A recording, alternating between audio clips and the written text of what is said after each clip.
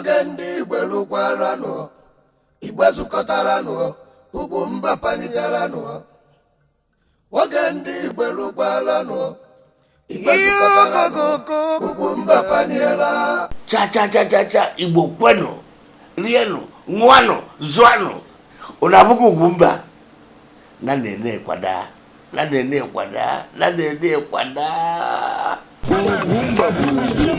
Ugwumba. Osin ni je mengi ni kuni ya nabu. Obra ni nwere mmadụ, ọ bụ na nwere ego. Ọ bụ na inwe mmadụ, inwe ego, isi ga-eme ngini, eme ngi ịhụnanya nabu. Ugwumba. Iji ofu ehi Igbo eje ahịa na-ara ahụ.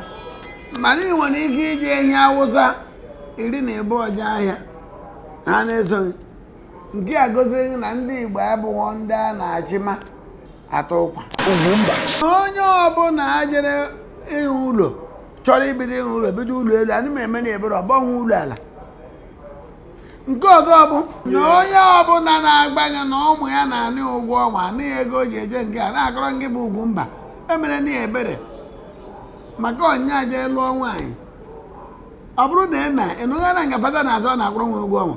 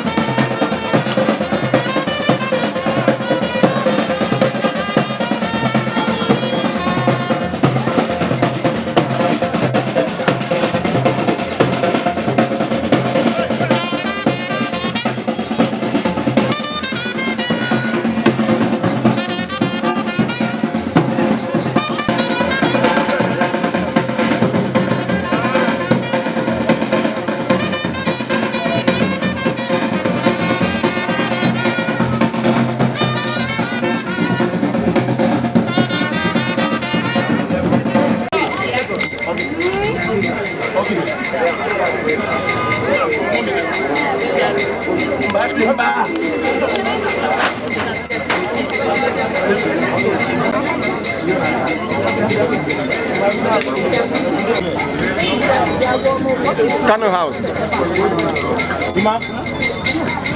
Are they KANU House? KANU NWANKWO House. KANU NWANKWO House. KANU NWANKWO House. Come, please.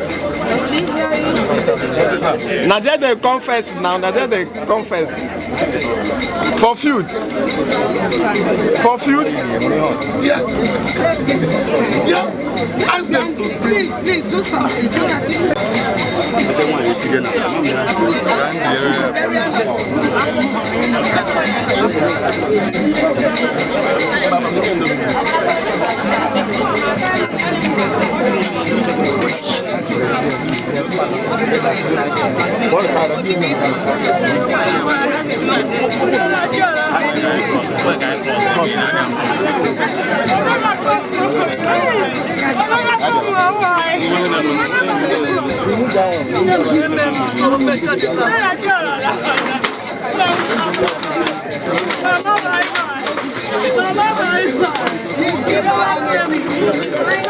She don't claim that it's a grave now.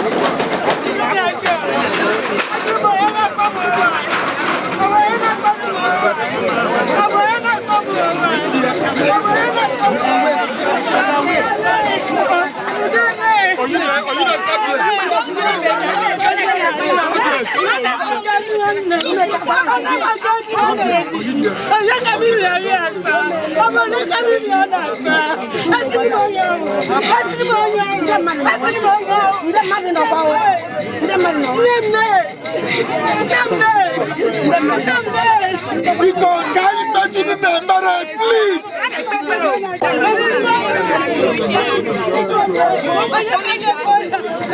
This point where we can inter the remains of our sister, daughter.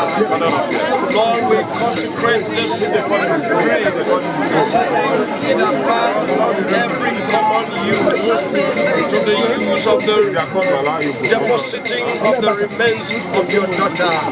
We are asking God, nothing else for the purpose for which this grave has been made shall find fitting in this place. In Jesus' name we pray. Amen.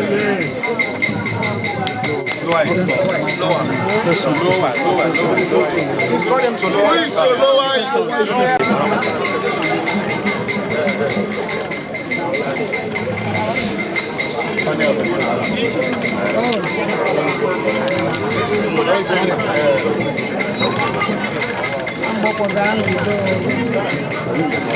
Mama Papilo Ganudo, Nora Ganudo, and you Munne Ganudo. Child is wonderful. Child. It's a gentle drive home. Gentle drive home. Oh, wonderful. The last journey.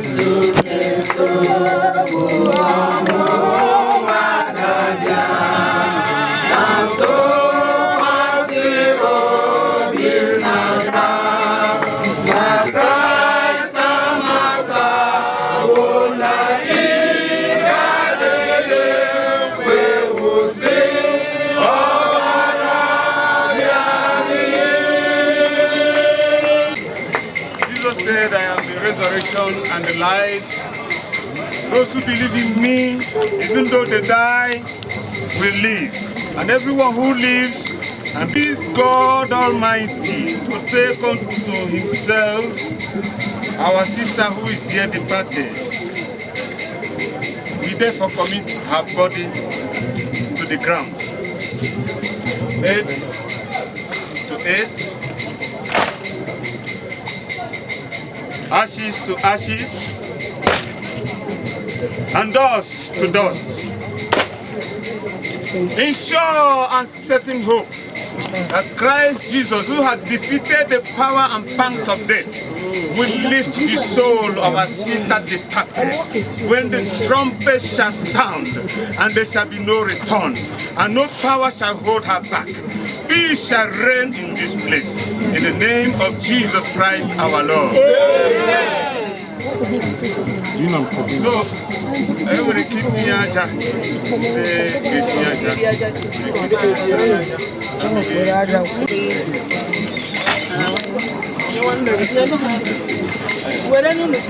Tiara mama gaja.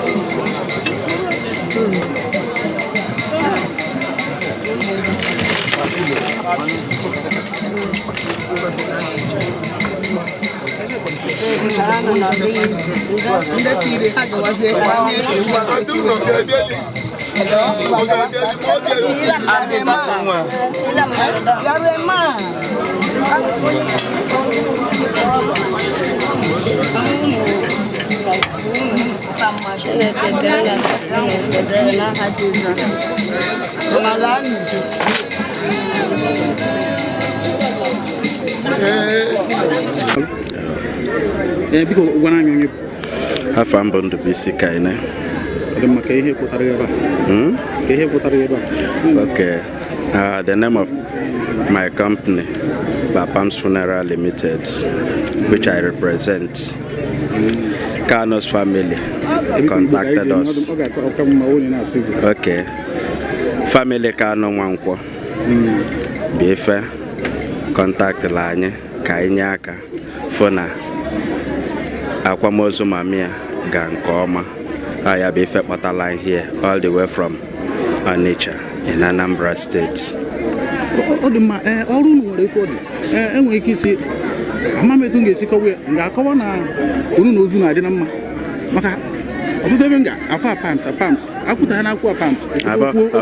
Aboha na anyị n'ozu na-adị na mma. Ife dị na-eme ya bụ na anyị na-help ndị mmadụ at least ịkwanyelu their loved ones ugwu isi ya bye nke ikpeazụ. Aboha na anyị n'ozu na-adị na mma. Bụhọkwana na anyị na-ekpe ekpele ka ndị mmadụ nwụba. And ife oje bụlụ na ebe abụ na ịpụta ị na-anụ apams bụ na anyị bụ ọkaibe ife gbasara akwamozu abụghị niile kọta ozu because anyị adịghị arụ no mortuary system. Anyị ya eme sure na the ceremony ga-ka esi wee chi ya.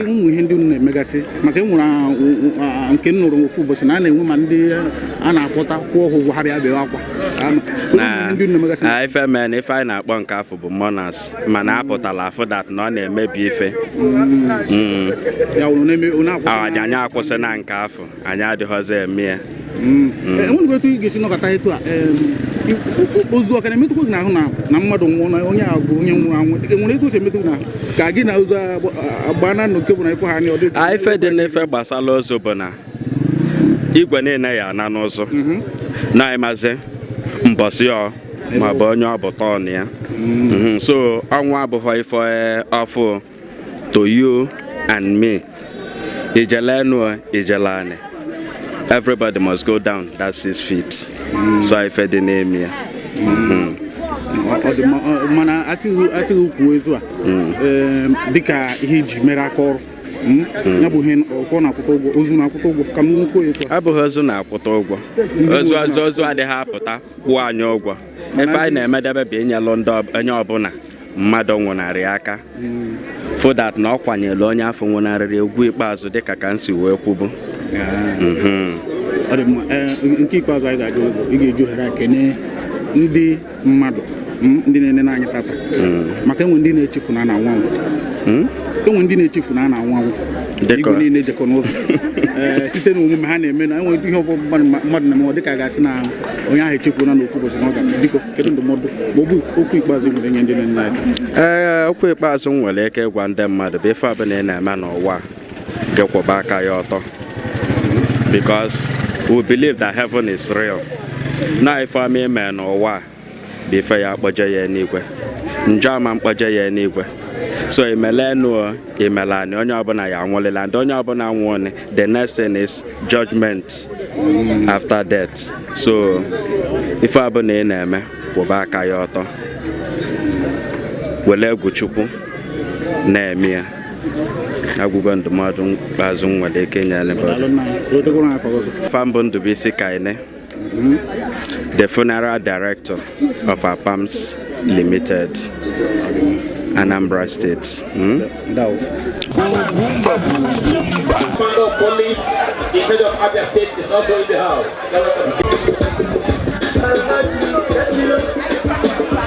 That's what we're saying.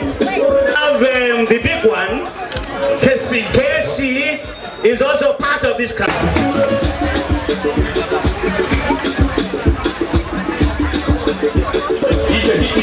Hit me.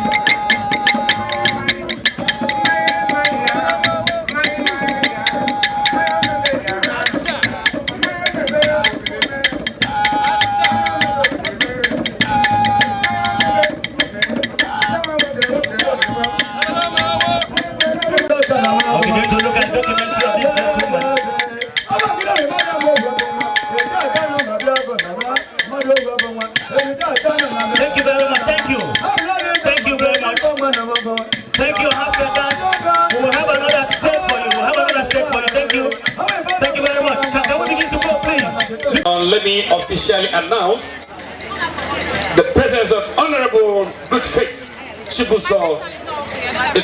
All stars! All stars! Welcome to Arochukwu Road.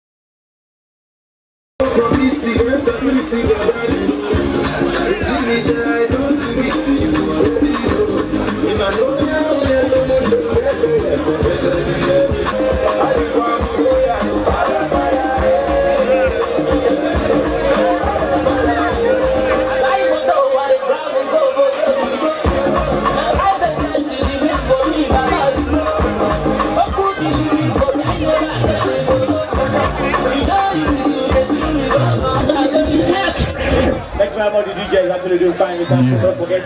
Yeah. All right, 1, 2. Thank you very much. Let me recognize all the time. Forever. Abana. Abana. Bunda jije mono. Ozana. Wankwa wonya jije mono. Ozana. His Royal Highness.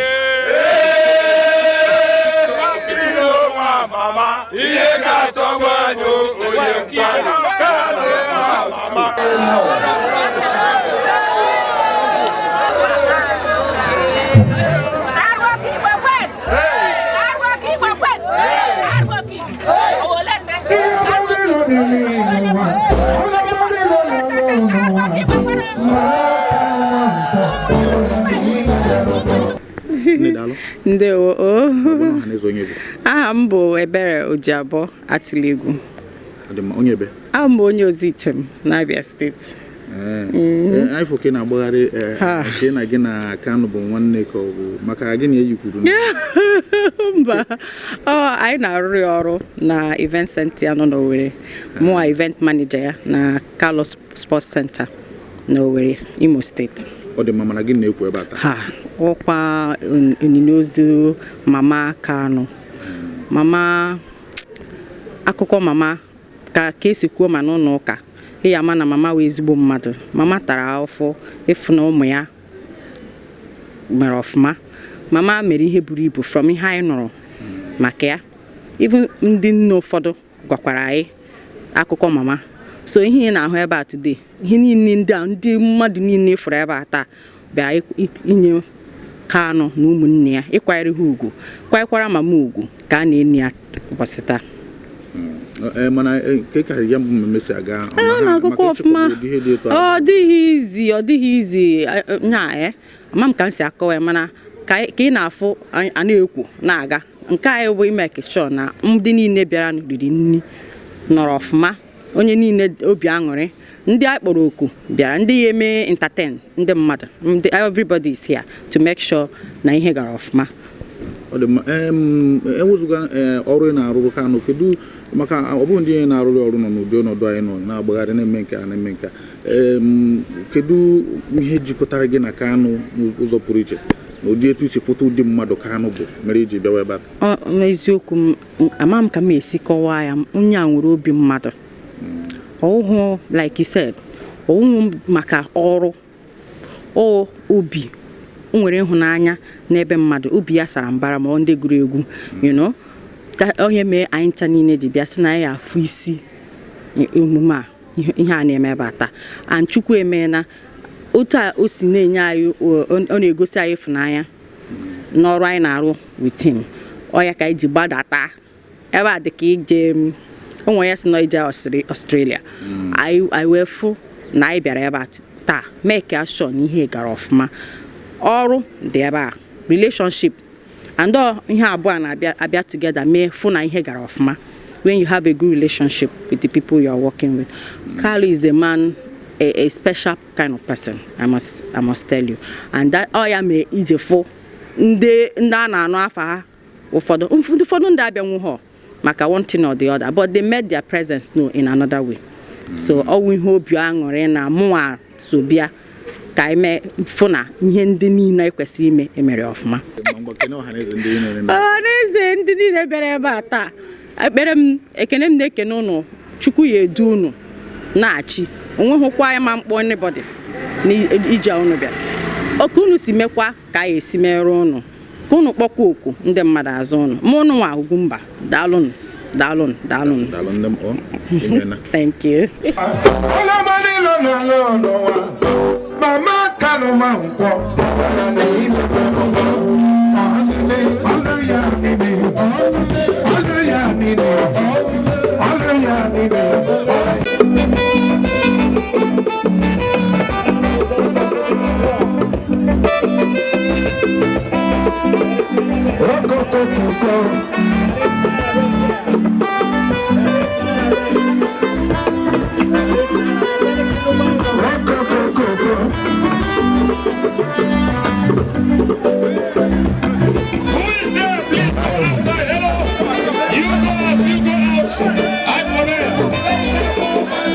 Let's go out from here. Oh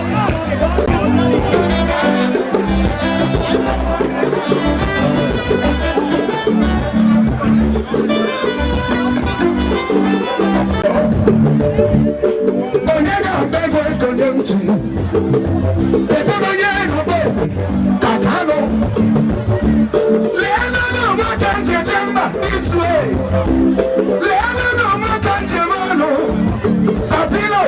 Papilo lepa all season.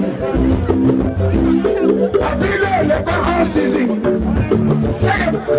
Papilo lepa all season. all seasons we are here to you. All season mortality. Managing director. Yes, sir. All seasons. All season.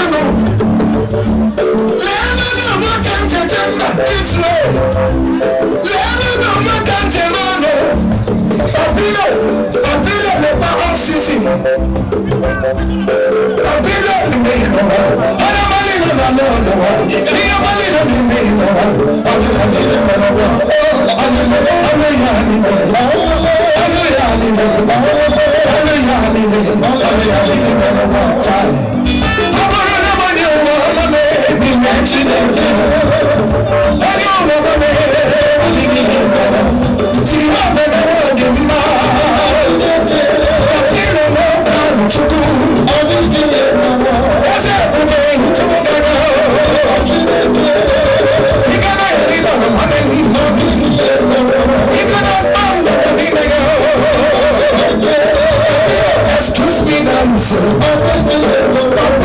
Excuse me, dancing.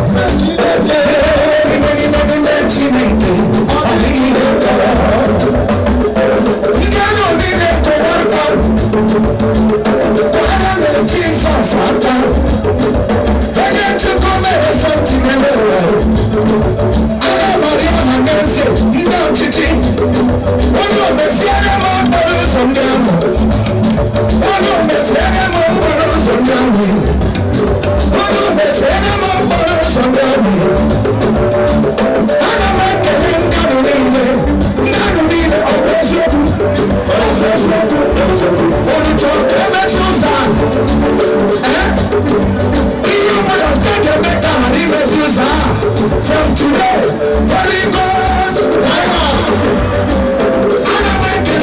My radio FM 104.1 Oyamale Oya Chuku Chitemba Oyedi Katina Samini Oyamale Papa Narekere 109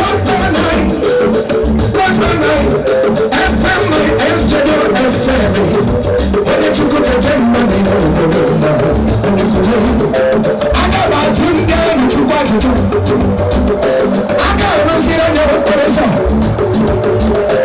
Agaba Sirano Osa Kancha Onye Kanda Mama